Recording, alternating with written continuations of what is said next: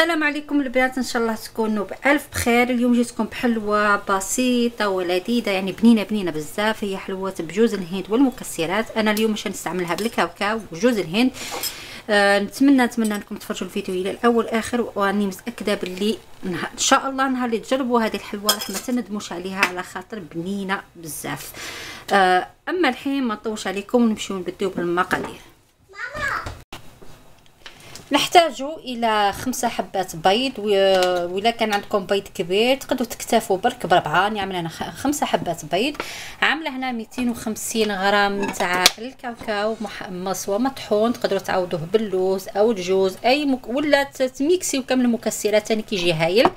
هنا كذلك راني عامله 250 غرام جوز الهند، يعني 250 غرام، والسكر راني عامله 180 غرام سكر، تقدروا تكتفوا 150 كان ما يحبوش يجي حلو بزاف. فانيلا راني عامله ليكيد فانيلا، عطر اللوز، زوج خميرات تاع الحلويات ما يعادل 20 غرام 10 يعني 20 غرام تاع خميره الحلويات، وواحده سكر فانيلا 5 غرام. ونحتاج كذلك الى قشور الليمون. الحين نمشيو نبداو على بركه الله. الحاجه الاولى نبداو بها بيان سور البيض. جود جوب ماما. نزيد معاه سكر الفانيلا. اوكي نفس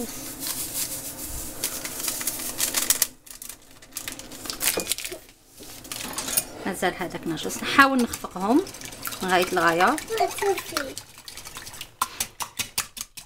بالنسبه للبيض الا عملتوا كامل المكونات وحسيتوا العجينه ديالكم يعني ناشفه، تقدروا تعاودوا تزيدوا البيض، خاطر البيض يختلف حسب الحجم ديالو. كاين اللي تجي كبيره، كاين اللي موين، كاين اللي صغيره.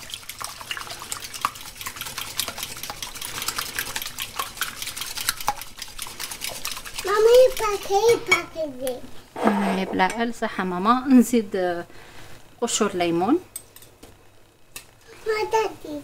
خلاص ماما. اوكي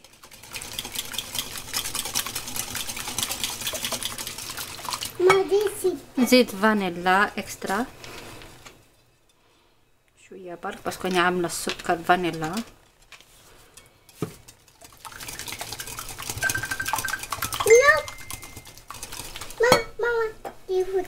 نزيد كذلك ماما عطر اللوز. هنا النرجس عملنا بزاف بنتي. اوكي ماما من بعد نشوف الميساج من بعد. هيدك طاطا. اوكي نزيدو كذلك السكر. ما زيدو نحاول نخلط حتى نحس داك السكر داب مع البيض عاد باش نزيد باقي المكونات. يعني هذه الحلوه ما فيهاش الدقيق لا فارين لا.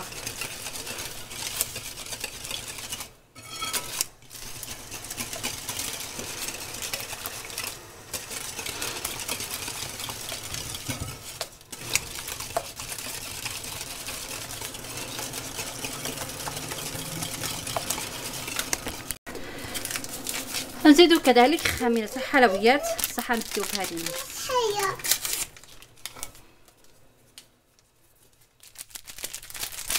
نرجس هكذا بشويه ماما بشويه.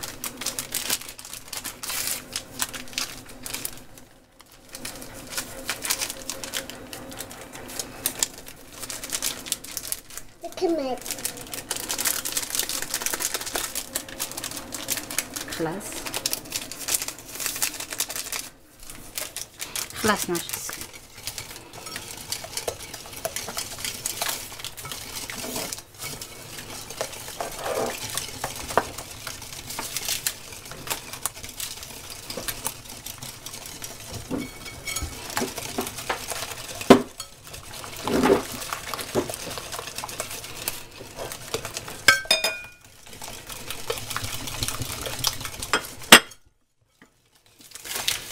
ثانكيو ماما بنتي راه تلم لي في الطباسه.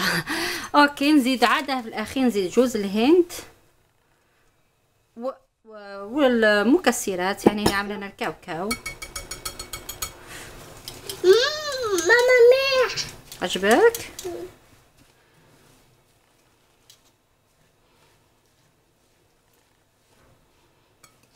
ماما ميح مليح. ما سيدي ماما امم سيدي ما سيدي اوكي ماما. سيدي وقف هذا دادا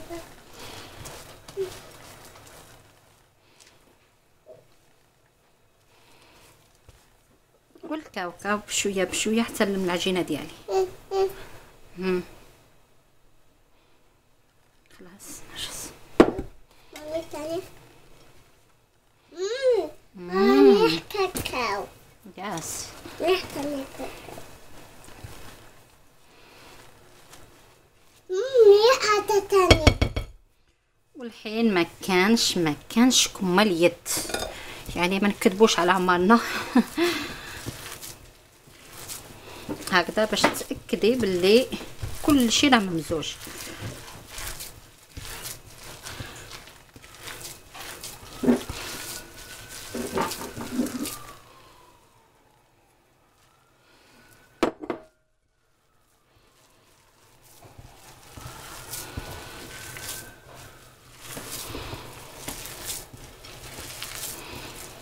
راكم تشوفوا العجينه ديالي تلمت.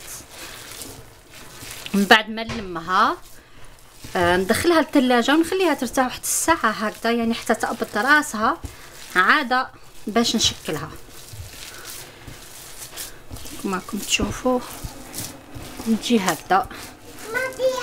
ضروري ترتاح، اذا ما خليتوهاش ترتاح ما تنجح لكمش هذه الحلوه. ياس ماما.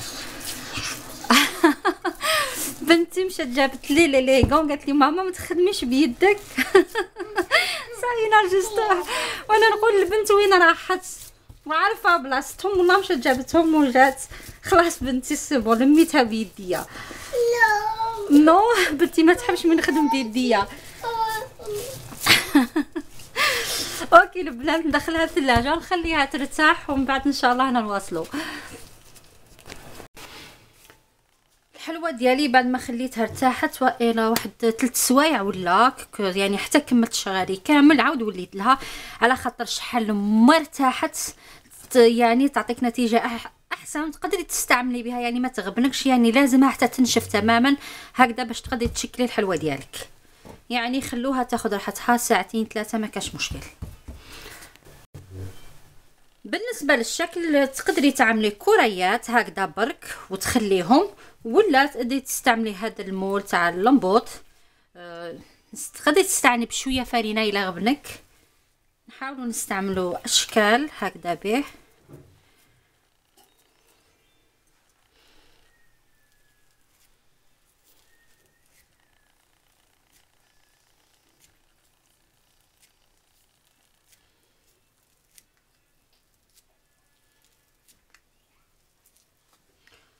فوالا يجي الشكل مليح، ولا كما قلنا دويرات هكذا، لكن انا نفضل هذا الشكل احسن.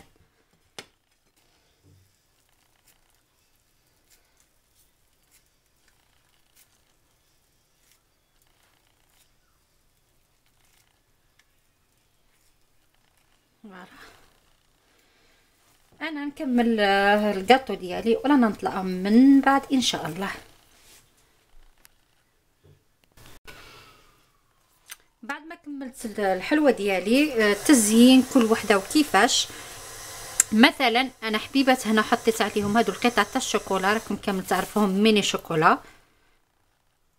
هادو حطيت عليهم حبه تاع الكاوكاو، وهادو حطيت عليهم حبيبات كذلك تاع الزبيب. يعني الاختيار يبقى لك الموجود، اللي يكون عندك حبيبه تاع لوز، حبيبه تاع بندق، يعني كما تحبي. وميني طيب الا حبيتي تخليهم هكذا تخليهم، وإلا ما حبيتيش تخليهم تقدري كذلك هكذا تعملي خطوط بالشوكولا، سواء البراون ولا الوايت يعني الابيض، الاختيار يبقى لك. انا الحين نمشي ندخلهم للفرن على درجه 180. المده بعتقد تكون واحد 10 ولا 20 مانيش فاكره شحال يقعدوا في الفرن، على خاطر خفا يطيبوا كما راكم عارفين ما فيهم والو، برك البيض يعني والمكسرات والجوز الهندي، يعني ما فيهمش حاجه كبيره على بها خفه يطيبوا. ندخلهم للفرن ورانا نتلاقاو فيما بعد ان شاء الله.